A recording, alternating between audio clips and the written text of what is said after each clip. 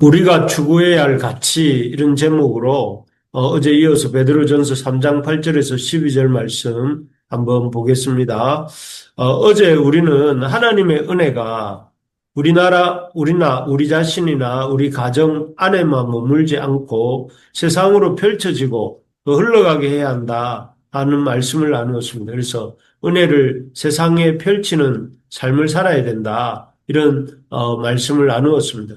그러기 위해서 우리가 가져야 할 태도에 대해서 오늘 잠깐 생각해 보려고 하는데 어제 이어서 우리가 그런 은혜를 세상으로 펼치기 위해서 우리가 가져야 할 태도는 악을 악으로 욕을 욕으로 갚지 않고 도리어 복을 빌어주는 삶을 살아야 한다 하는 것입니다. 참 사람은 누군가에게 악한 일을 당하거나 욕을 받으면 어떻게 반응합니까? 어떻게 해서든 그 당한 만큼 또는 그 이상으로 돌려주려고 하는 것이 세상의 방식입니다. 그래서 우리가 가까이 있는 부부 관계를 포함해서 세상에 아주 많은 관계들이 이렇게 악을 악으로 갚고 욕을 욕으로 갚는 것으로 인해 참 경우가 많습니다. 그러다 보니 이제 부부를 포함해서 모든 관계들이 부부관계, 가족관계, 직장관계 이 모든 관계들이 참 그 악의 악순환으로 인하여서 깨어지는 경우가 많다 하는 것이 이 현실이죠. 하지만 하나님을 믿고 따르는 우리는 악을 악으로 욕을 욕으로 갚지 말고 여기 보니까 그 반대로 여기 8절에 보면 악을 악으로 욕을 욕으로 갚지 말고 도리어 이런 말이 나오는데 이 도리어라는 말이 원래 의미가 반대로 이런 뜻이거든요. 반대로 복을 빌어라 이렇게 말씀하고 있습니다.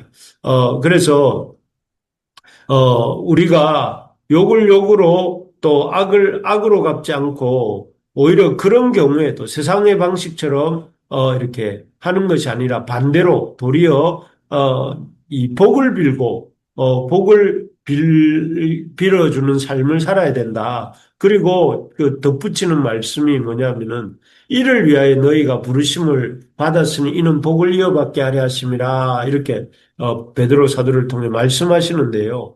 우리가 부르심을 받은 목적이 뭐냐면은 악의 악순환을 끊고 이 복을 시작하는 복의 새로운 시작을 하기 위해서 우리가 부르심을 받았고 보내심을 받았다 하시는 것입니다. 그래서 우리가 해야 할 일은 악이 악순환되는 이 현실 속에서 욕이 악순환되는 이 현실 속에서 우리가 해야 할 일은 그 악의 악순환을 끊고 복을 시작하는 복의 선순환을 시작하는 그런 첫 출발점이 되고자 힘써야 된다 하는 것입니다. 그것이 우리의 부르심입니다.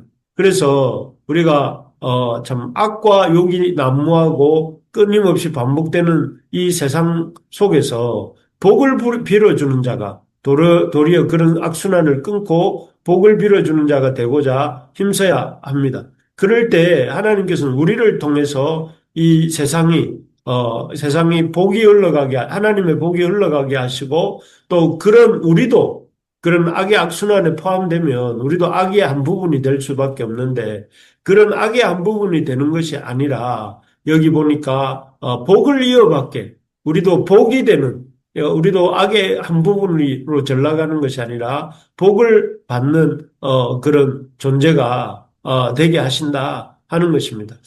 제가 아는 뭐 아주 친밀하게 아는 것은 아닌데 아는 어떤 한 목사님은 외국 유학 중에 박사과정을 하다가 학교 행정 당국자에게 이제 좀 안 좋게 보였나 봐요. 그래서 뭐 이불로 잘못한 건 아닌데 안 좋게 보였고 그래서 그 사람의 모함으로 학교 행정 당국자의 모함으로 박사과정 중에 억울하게 퇴학을 당하게 되었답니다.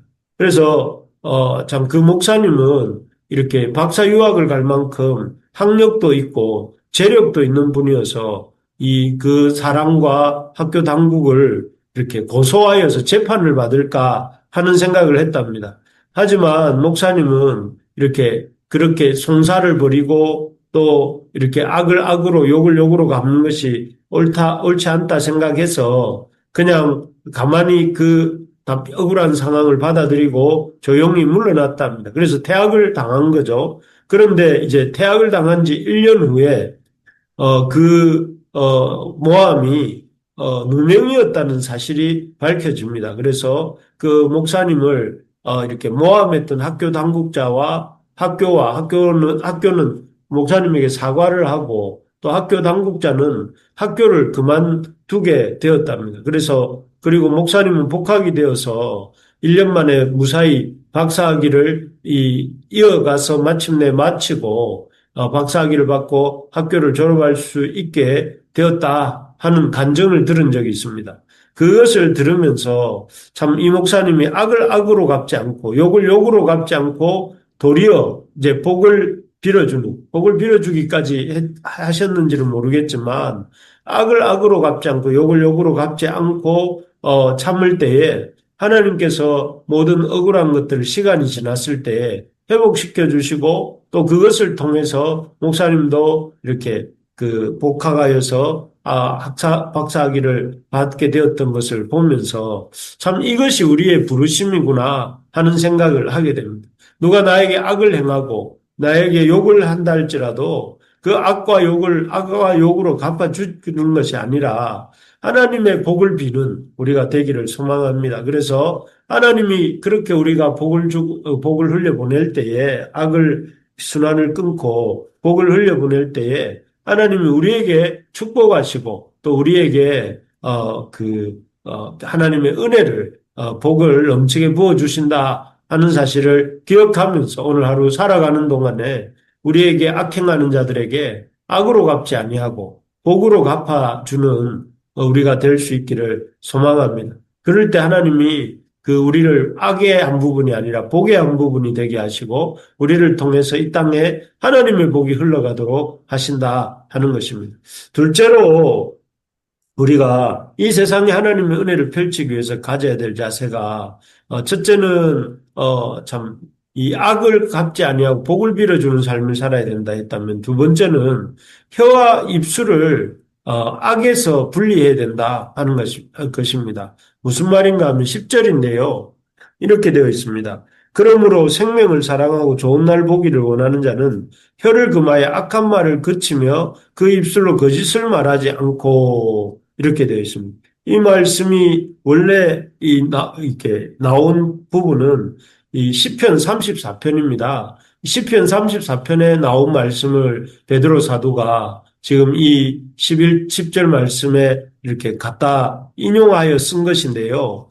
시편 34편은 이렇게 다윗이 쓴 시편입니다. 다윗이 사울왕에게 쫓겨서 가드왕 아기스에게 피했죠. 그런데 그 아기스의 신하들이 다윗을 죽이려고 할 때에 다윗이 신변의 위협을 느끼게 되어서 미친 척하면서 생명을 구하게 되었을 때 쓴 시편이 시편 34편입니다. 그래서 이 시편 34편의 상황은 다윗이 망명 중에 생명을 잃을 뻔한 극한의 위기, 절체절명의 위기 상황에서 쓴 시편이라 할 수 있습니다. 그런데 베드로 사도는 이 시편 34편의 말씀을 가져다가 믿는 자가 이 다윗이 처했던 그런 극한의 위기, 절체절명의 위기 상황에 처한다 할지라도 어떻게 해야 되는가? 여기에서 보는 것처럼 그 악한 말을 그치고 혀를 금하여 악한 말을 그치고 그 입술로 거짓을 말하지 말라 이렇게 적고 있습니다. 실제로 다윗 역시 그렇게 쫓겨다니면서 이렇게 죽음의 위기를 맞이하면서 우리가 아는 수많은 시편들, 욕을 욕으로 갚거나 악한 말을 하거나 하는 대신에 그는 시편을 말로 하나님께 나아갔던 것처럼 나아갔습니다. 그리고 베드로도 그 다윗을 떠올리면서 우리가 해야 될 일이 인생이 아무리 급하고 위기에 있다 할지라도 혀를 금하고 혀가 나오는 대로 말하도록 내버려 두지 말고 악한 말을 그치고 거짓을 말하지 말라 이렇게 말씀하고 있는 것입니다.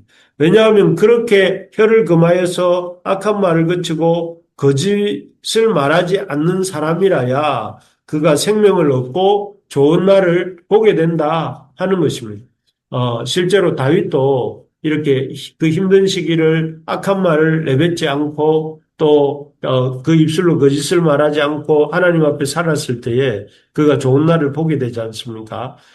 정말 우리 믿는 사람들은 생명을 사랑하는 하고 좋은 날, 즉 하나님 나라의 나라가 이루어지기를 기다리는 사람들 아니겠습니까? 그런 사람으로서 우리가 마땅히 가져야 될 태도가 뭐냐면 내가 다른 사람들에 대해서 내가 악한 말을 하지 않는 것입니다.